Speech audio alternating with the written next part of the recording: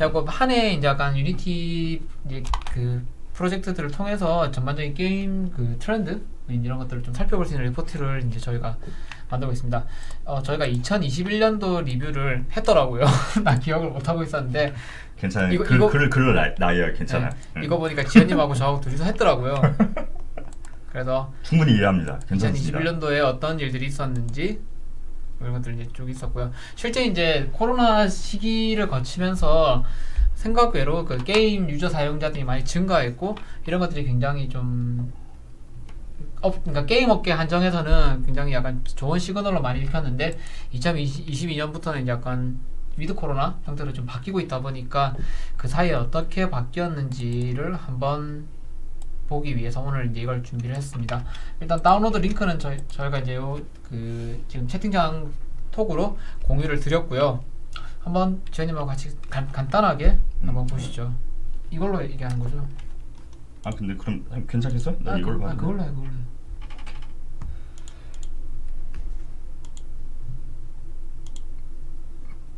줌. 아, 줌 켜야 돼? 네. 잠시만요. 줌. 네. 그래서 리포트를 저희가 계속 매년 발간할 것 같아요. 앞으로도 계속 발간할 것 같은데 처음에는 원래 그 팬데믹이 터지면서 그런 이 게임 시장 쪽이 아무래도 많은 변화가 있다 보니까 그래서 그것 때문에 좀 리포트를 발간했었는데 내용들이 괜찮아가지고 그리고 반응도 괜찮고 조금 위로 올려봐요. 인기가 많아가지고 계속 이거를 계속 저희가 발간을 할 것 같아요. 4월, 줌. 4월 달 거에다 나왔어요. 내가 여기 잘못 났구나. 네. 그래서 이 리포트는 아마 계속 발간을 할 것 같은데 이런 리포트 같은 경우는 저희 유니티에서 하는 것도 있고 페이스북에서 발간하는 것도 있거든요. 그래서 그 두 개 같이 보시면 좋아요.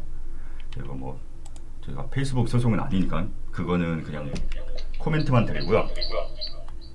그럼 코멘트만 드릴 거고 그래서 이 게이밍 리포트 같은 경우 유니티에서 발간한 거를 뭐 차근차근 좀 하나하나 디테일하게 설명드린다기보다는 그냥 좀 어떤 내용들을 위주로 보면 되는지 그런 것들을 좀 설명을 드릴게요. 좀 인상 깊은 거 좀 페이지 보면서 같이 좀 코멘트를 드릴게요.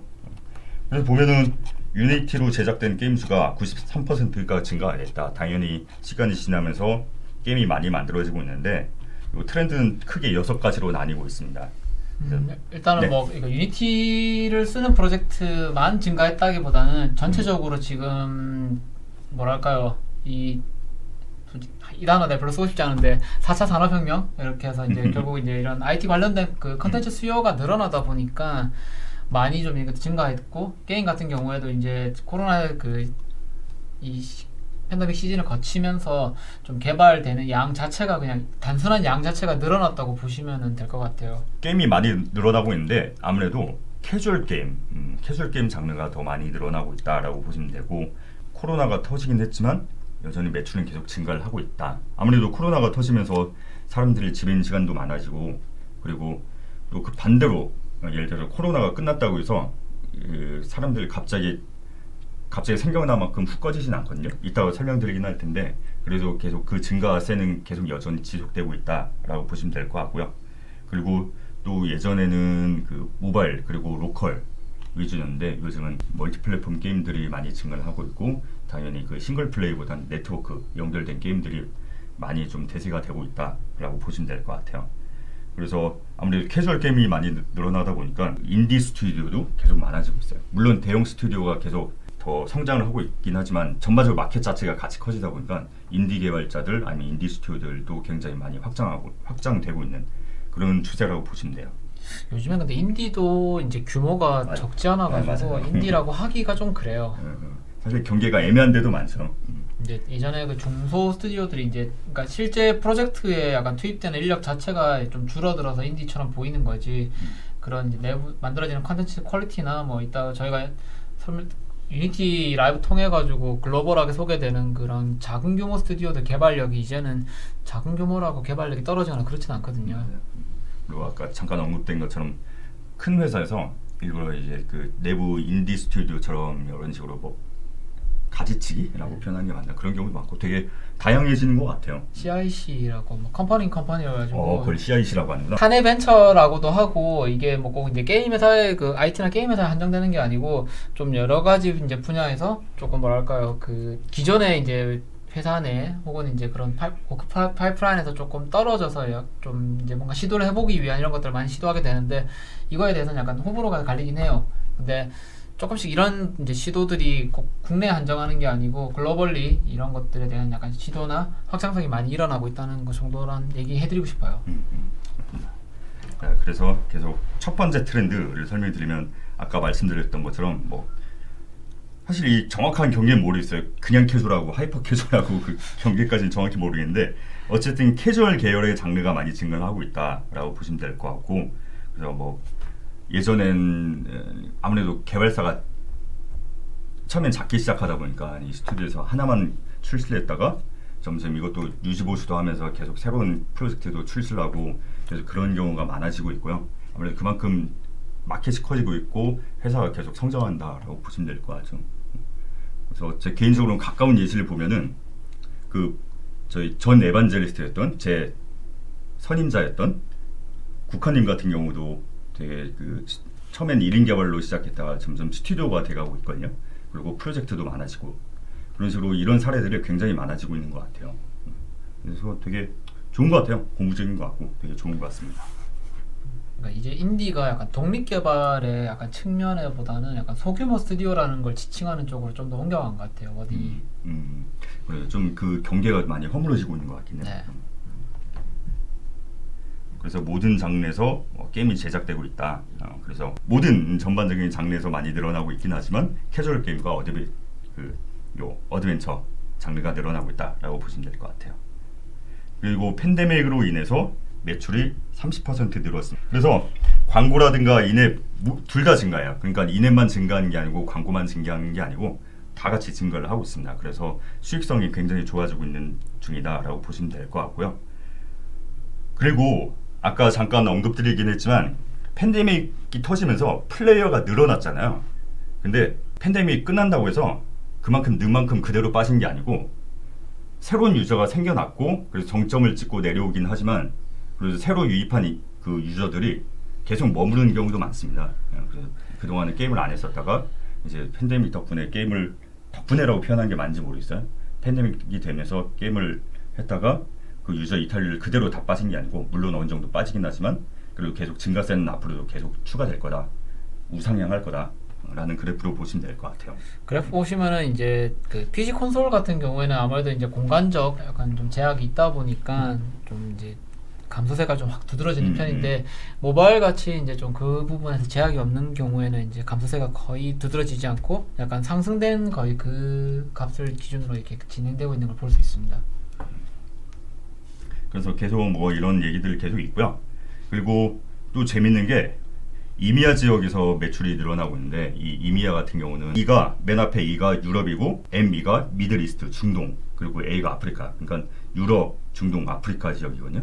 근데 당연히 생각해보면 야 중동이면 당연히 늘 것 같아요. 그래서 이런 이미아 지역에서 매출이 증가하고 있어가지고 예전엔 게임 하면은 주로 뭐 미국 북미라든가 아시아 쪽이 메인 타겟이었는데 그 이미아 지역이 요즘 새로 떠오르고 있는 지역이다라고 보시면 될 것 같아요. 이게 그러니까 그 약간 고무적인 것 중에 하나가 기존에 이제 인앱 결제에 대한 것들이 좀 이제 약간 거부감이 굉장히 심했다고 하면은 북미랑 이제 유럽 쪽 그러니까 서구권에서도 이제는 그 인앱 결제에 대해서 좀 거부감이 많이 줄어들었다. 왜냐면 이제 게임에 보내는 시간이 많아지고 어쨌거나 또 이제 돈이 많이 풀리다 보니까 여가나 이런 것들을 코로나 때문에 못 쓰니까 이거에 대한 비용 지출이 게임 쪽에 좀 상대적으로 높아지게 되는데 그런 것들 때문에 이제 이전에는 뭐 이제 게임을 패키지로만 구매를 하고 뭐 인앱 결제에 대해서 되게 이제 약간 거부감이 강했다고 하면 이런 것들이 많이 무너졌다는 거죠.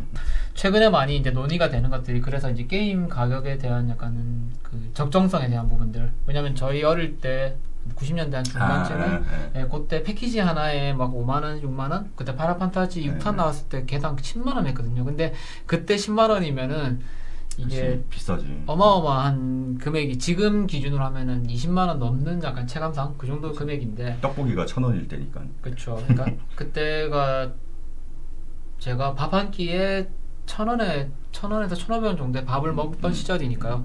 거의 한 7, 8배 정도 약간 체감적으로 느껴지는 건데, 그렇게 이제 했을 때 비해서 지금 게임 패키지 가격은 거의 오르지 않았는데, 이게 과연 그러면 이제 이내 결제로만 파는 게 맞는지 패키지 가격을 그냥 올리는 게 맞는 건지에 대한 약간 논쟁 같은 여기저기 좀 있긴 하더라고요. 그러네. 그런 것들을 봤을 때 이제 급작스럽게 이제 패키지 가격을 올리는 것보다는 패키지 내에서도 이제 다른 식의 DLC라든가 이런 것들은 최근부터 좀 계속 있었긴 했어요. 당장이 아니더라도. 근데 이런 것들의 비중이 이제는 꼭 아시아권뿐만 아니고 서구권에서도 굉장히 많이 좀 올라갔다는 거는 고무적인 내용이라고 봅니다. 저는. 그리고 또 이 앱 결제만 느는 게 아니고 그 광고 매출도 많이 늘어나고 있어서 이게 처음에는 그 게이머들이 보면은 제 주변에도 저희 누나라든가 그 저희 누나는 IT 쪽이 아니거든요. 그래서 처음에 게임할 때 막 광고 뜨면은 막 뭐라 궁시렁이 됐어요. 근데 요즘은 그냥 광고 하는구나. 그래서 또 광고 같은 거 보면 또 보상도 받고 하니까 이제 그냥 받아들인 것 같아요. 이 인앱 광고에 대해서.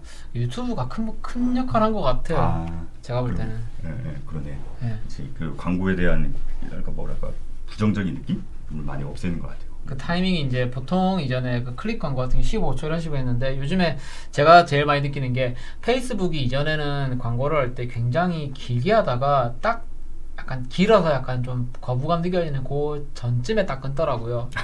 이게 유튜브가 예전에 그걸 되게 잘했었거든요. 요즘에 유튜브 광고는 조금 길어지고 있지만은 그러다 보니까 여러 플랫폼에서 좀 광고 접근성이라든가 게임도 마찬가지 얼마나 노출시키고 얼마만큼 사용자들이 보이고 어떤 걸 보일 건지에 대한 노하우들이 좀 쌓여서 그 탓도 저는 분명히 좀 있을 거라고 생각을 해요.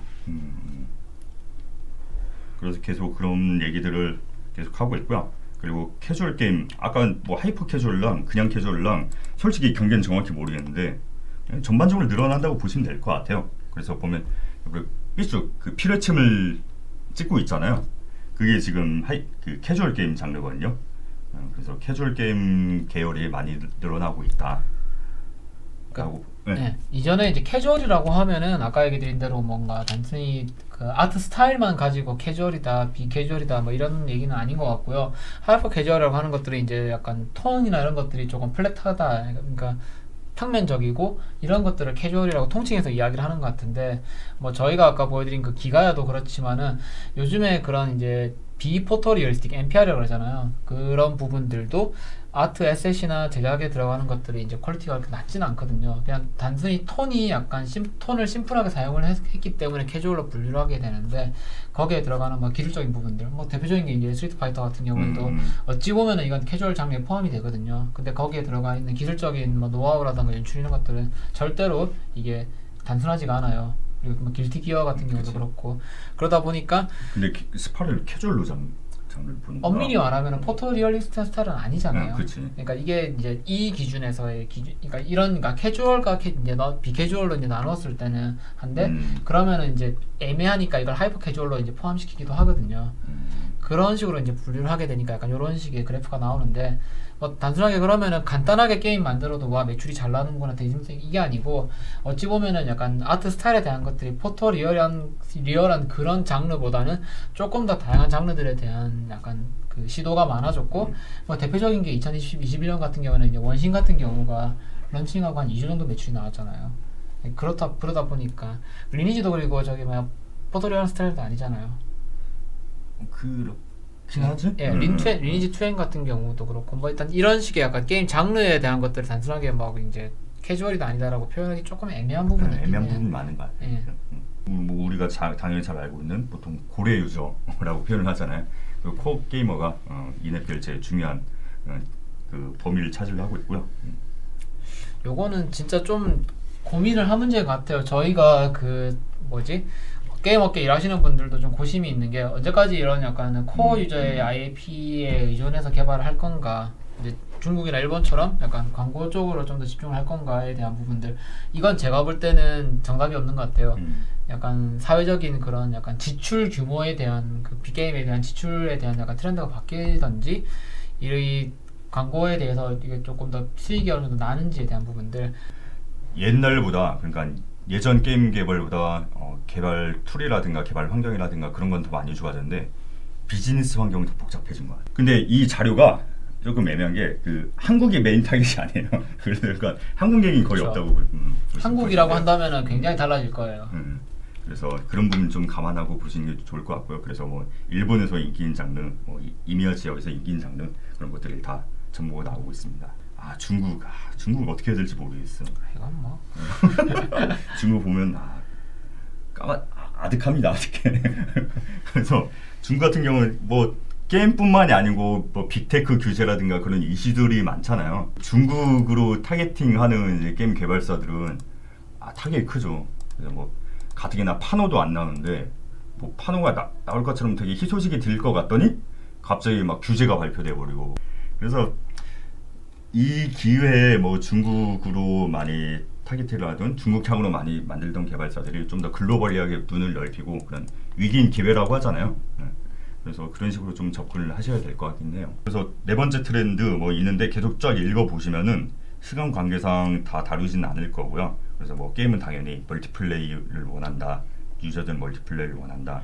그리고 대형 여기까지로 해서 마무리를 하면 될 것 같아요. 대형 스튜디오가 계속 확장하고 있지만 인디 스튜디오도 계속 많이 확장을 하고 있기 때문에 다 같이 잘 살고 있는 그런 상황이 되는 것 같아요. 결론 그래서 게임 수명 시간이 늘어날 거고 그리고 유저들도 계속 늘어날 거고 그리고 대규모도 마찬가지고 인디 규모도 마찬가지고 중대형 개발사, 소형 개발사 다 같이 함께 이 마켓 시장이 커지고 유저가 많아지면서 이 게임 시장은 앞으로 떡상만 남았다, 꽃길만 남았다 라는 이런